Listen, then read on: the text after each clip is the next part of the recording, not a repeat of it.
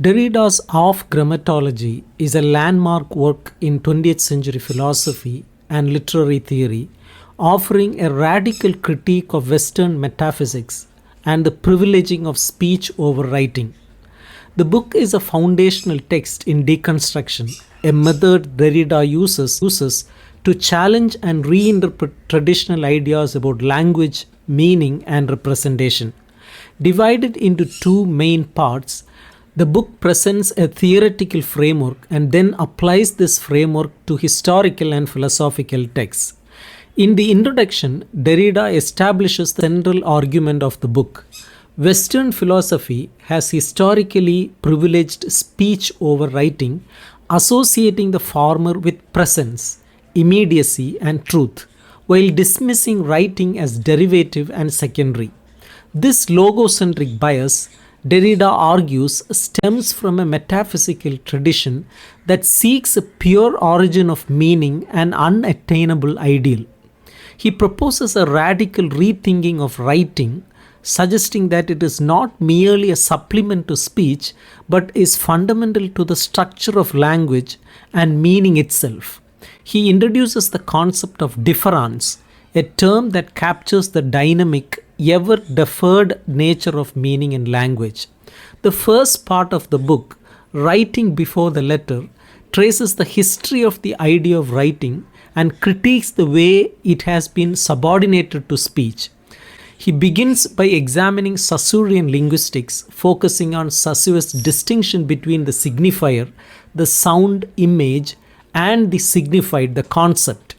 While Saussure acknowledges the arbitrary nature of the sign, Derrida points out that Saussure privileges speech as the prime medium of language. Derrida critiques this privileging, arguing that writing destabilizes the supposed unity of the signifier and the signified. Writing exposes the inherent instability and undecidability of meaning, as no sign can fully capture its intended meaning without referring to other signs. Derrida then engages with the idea of the trace, a concept he uses to describe the way meaning is always constructed through difference and deferral. Every sign bears the trace of other signs, making meaning an intertextual and relational phenomenon. Writing, far from being secondary, embodies this relational structure, revealing the absence of a fixed origin.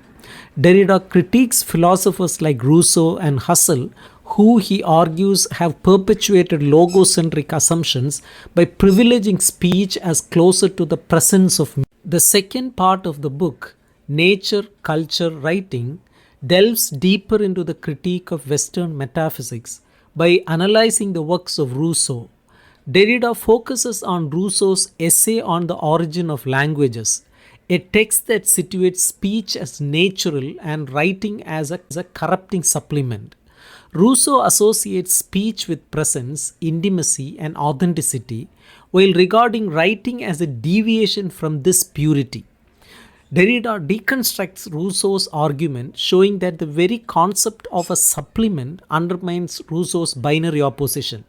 A supplement is both an addition and a substitute. It is necessary to complete what is lacking, yet its presence also reveals the incompleteness of the original. In this sense, writing is not merely an external addition to speech, but is integral to the system of meaning.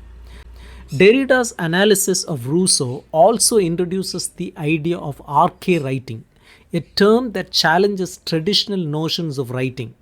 Arche writing refers to the general structure of difference and deferral that underlies all forms of communication, whether spoken or written. It is a fundamental condition of language prior to the distinctions between speech and writing, nature and culture, or presence and absence.